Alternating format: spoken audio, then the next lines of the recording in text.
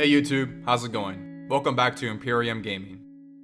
As some of you may know, Shad over at Shadiversity has a lot of great content on medieval arms, armor, and architecture. I've linked his channel in my videos a number of times, so go check him out if you haven't already.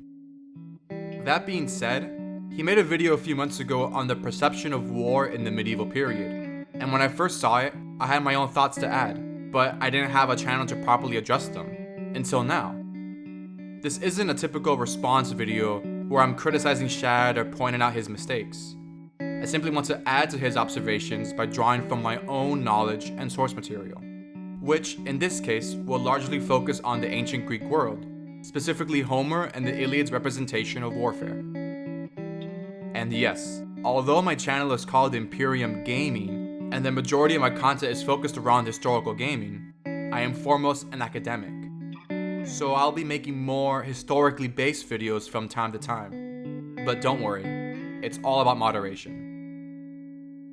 In Shad's video, he makes a lot of good points on war as a whole.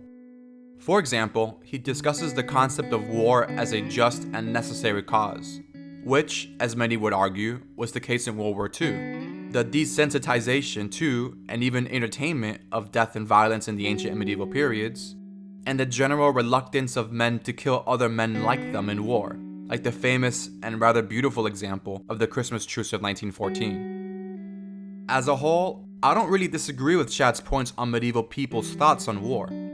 However, I want to add to this discussion because while Shad adds a lot on war in general, I don't think he comments enough on actual warfare and the experience of battle.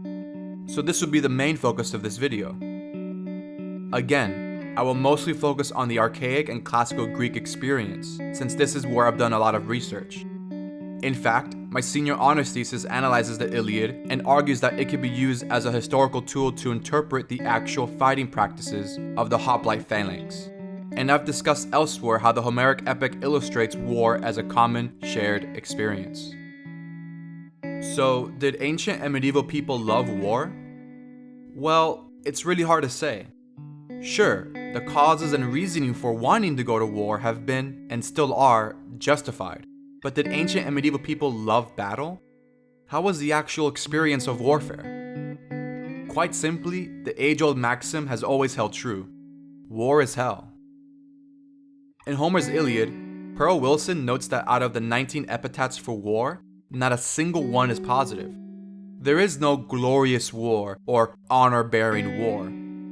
For Homer, war is savage, bloody, ruthless, tearful, destructive, loathsome, baneful, and ruinous.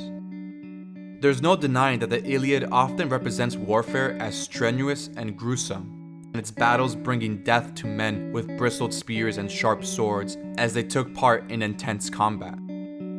There's one epithet for battle that really hits me. I've seen it translated simply as deadly battle, but this doesn't do Homer's poetics justice. It quite literally means man wasting or man ruining. Let that sink with you for a second. War is hell. So, what do we make with other quotes that seem to glorify war and battle? I'm sure some of you have heard this famous example from Homer. Men grow tired of sleep, love, singing, and dancing sooner than war. Well, first of all, this is actually a misquote taken out of context. This line is delivered by Menelaus to his fellow Greeks in the midst of battle in Book 13. He says that men would much rather be satiated, that is, full, with sleep, love, and singing, than they would war. But these damn Trojans never have their fill of war, in that they've almost gone frenzied in the terrible heat of battle. Context is key. To get back on topic though, if the human condition tells us anything, it's that we'll always be drawn to violence. This is why action movies and video games sell so well, and as Shad pointed out in his video, there is this ardent desire for a lot of young men and women to join the armed forces, be it for patriotism, adventure, escape, or just the sheer excitement of wanting to go to war. In Xenophon's Anabasis, the author, who refers to himself in the third person, is excited to join the mercenary army of Cyrus the Younger, but his mentor, Socrates, rather he not go, and pleads that he ask the oracle for guidance. Remember, Socrates wasn't always the aged, barefoot philosopher of fame. He, like the majority of Greek men of his time, was a veteran, having served in various battles of the Peloponnesian War. Unlike the young Xenophon, he knew the horrors of war. As the Greek poet Pindar notes, "War is sweet to those who are inexperienced in it, but the experienced man trembles exceedingly at its approach." So all in all, I know this has been kind of a rambly video, but did ancient and medieval people love war? I think it's really hard to say. To fight in battle was definitely seen as a way to gain glory and honor. In ancient Greek, we have the term kleos, roughly translating to glory or renown, which is earned through, for example, action on the battlefield. And this video isn't to say that there weren't some who loved and glorified war. There definitely were. Regardless, I don't think we can definitively say that they all loved war and being on the battlefield.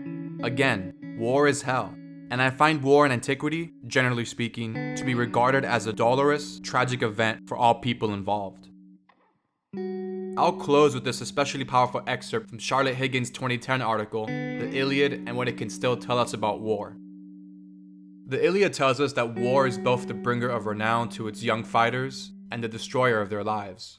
It tells us about post-conflict destruction and chaos, about war as the great reverser of fortunes. It tells us about the age-old dilemma of fighters compelled to serve under incompetent superiors. It tells us about war as an attempt to protect and preserve a treasured way of life. It tells us too about the profound gulf between civilian existence and life on the front line, about atrocities and indiscriminate slaughter, about war's peculiar mercilessness to women and children, about friendships and sympathies across the battle lines. It tells us about the love between soldiers who fight together. Most of all, it tells us about the frightful losses of war, of a soldier losing his closest companion, of a father losing his son. Thanks for watching, and for more on your favorite historical games, stay tuned with Imperium Gaming on YouTube, Twitter, and on our blog. Links in the video description. Thanks again, and until next time.